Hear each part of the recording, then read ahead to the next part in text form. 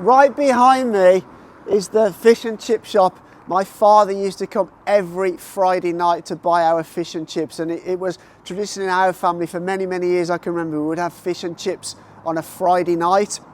Welcome back to the channel. If you haven't been here before, my name's Lee. I'm back in the UK to visit my family, and I wanted to show my wife Vicky all the areas where I grew up, where I went to school, where I was born, where I had a first business, and where literally I spent all my childhood till the age of about 18. So yeah, and I thought it'd be a great idea to show you guys in the video. So join me on a little journey of my childhood and where I grew up. So this is where I was born, and I was born in this house here, number 5.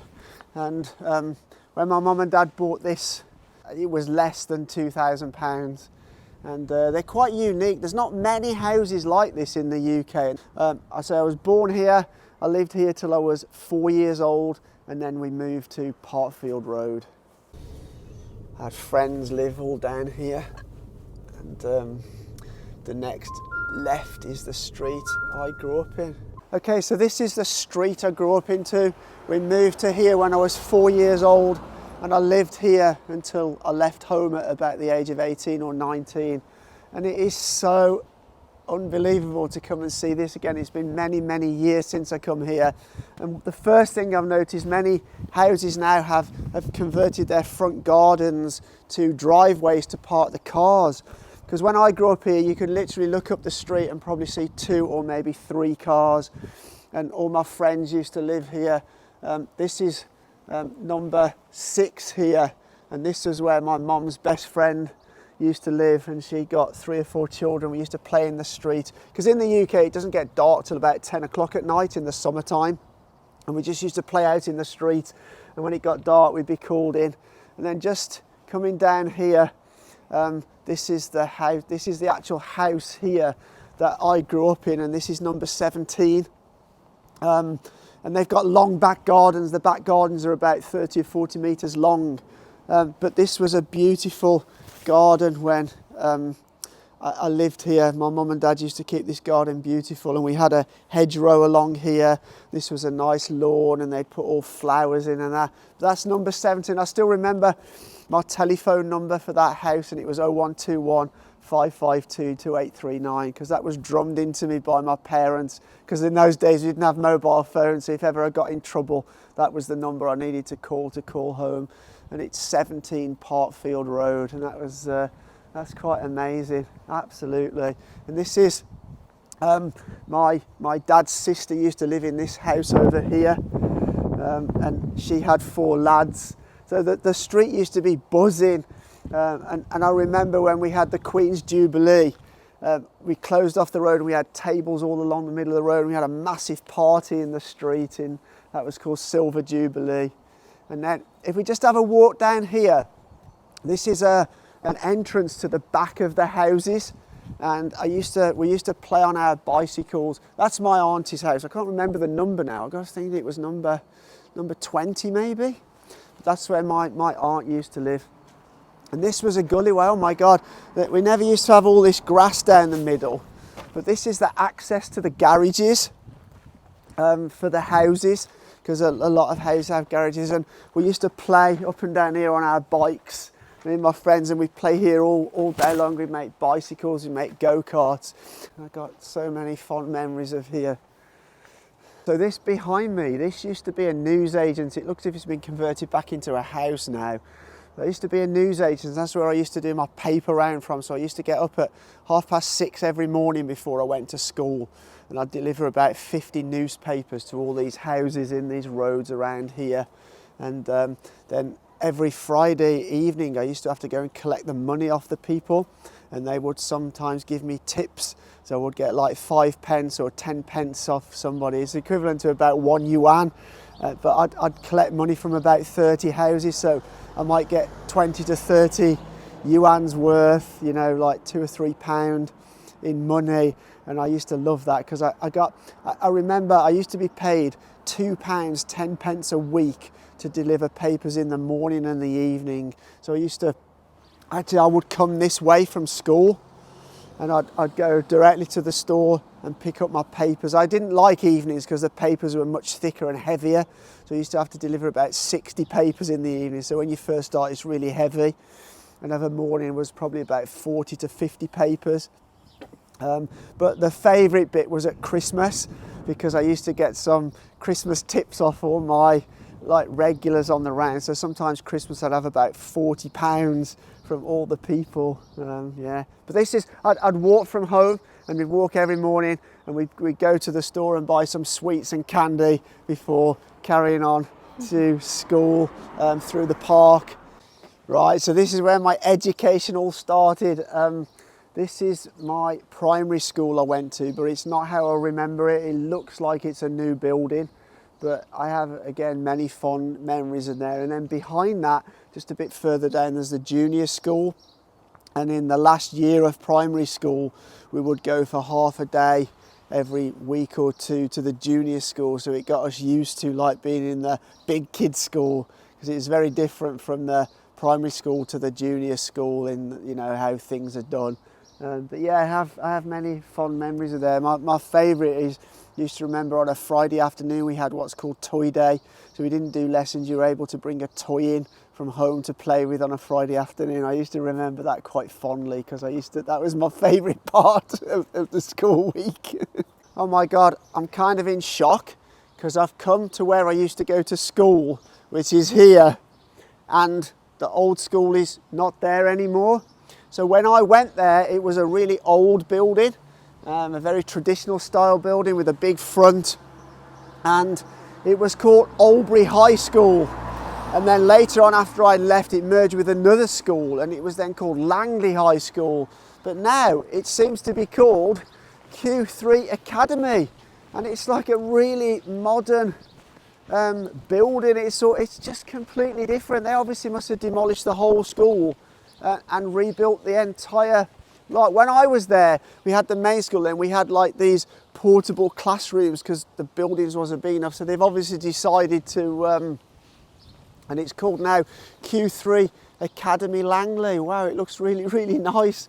I'm quite jealous. It wasn't that nice when I went there. It was a really old building. Some of the classrooms leaked, and when it rained, there'd be water coming inside and stuff. Oh my God, it's lovely now. I can't believe how different it is here. And then this is the park. So sometimes I'd come out of school and we'd go this way home, and we'd walk through the park here. And this house here, this was we have a job called a park keeper. He was like the warden of the park. And if you got that job, you were able to live in the house for free of charge. And this was the warden's, the park keeper's house. I don't know what it is now. Oh, it's a children's nursery now, look. 5-star day nursery. But this has all changed. This was just like a walkway, and you could walk right down there. Now they've obviously got, oh yeah, they've got the old name here, look, Barnford Park, whereas the sign at the other side says Barnford Hill Park. This is all, that building's new. There's a car park here which is new. I must say it's very well maintained. I didn't actually expect it to be like this. And there's a part up here, right, and just behind this big hill, every 5th of November they used to have a massive bonfire and fireworks, and we all used to come and watch them light the bonfire and let all the fireworks off. But I doubt whether they have. Oh, that sign says Barnford Hill Park. They obviously haven't updated that sign. And this used to be over here. This was some gardens, and it was called Garden for the Blind. It had all sensual things there for blind people to smell and touch. But yeah, it's very different now. They never had any of this fencing when I was there. They didn't have a car park because at that time most people didn't really have a car. So you'd walk up here. But this is very, very different. I've come back here and I'm really shocked because the store that used to be here was a butcher's shop that I used to work in when I was at secondary school, high school. And I used to work 10 hours on a Saturday from about 8 o'clock in the morning till sort of 6 or 7 o'clock in the evening. And I used to earn 50 pence an hour. So all day I'd work 10 hours and I'd earn £5. And that's like about 40 yuan for all day, but I used to love my job there because it used to allow me to earn my own money. And next door here, this used to be it's obviously closed down now, but this used to be a grocery shop called Taylor's, and that was where people used to do their shopping before supermarkets came about. So this was a grocery store, and next to it, which they've obviously knocked down and they're building something new now, was a butcher's. And the butcher's name, I can even remember, it was called Bokits, and it was a family butcher's, and he would be quite famous in the area because he used to enter a sausage competition every year and win prizes for his quality of sausages. So yeah, it's really interesting to come and see it again. It's all changed so much. There's post boxes, look. So this tells you they collect at 4 p.m. is made from the post box. Oh no, the collection time is 9 a.m. in the morning, and on a Saturday it's 7 a.m. So you put your letters in there and they go into the post. So this store behind me, this Medina, these two stores, that used to be my store, and I used to sell video games and computer software, and people used to come from all over to come to my store here. I had some really good times there, but now it's a convenience store, and all the stores here, this used to be a news agent here owned by my friend, but all the stores here are very, very different.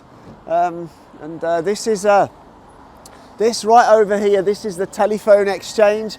That's probably a 5G base station on top, but this is a British Telecom telephone exchange. But yeah, it's really nice to come and see it. Everything's changed so much from when I was here.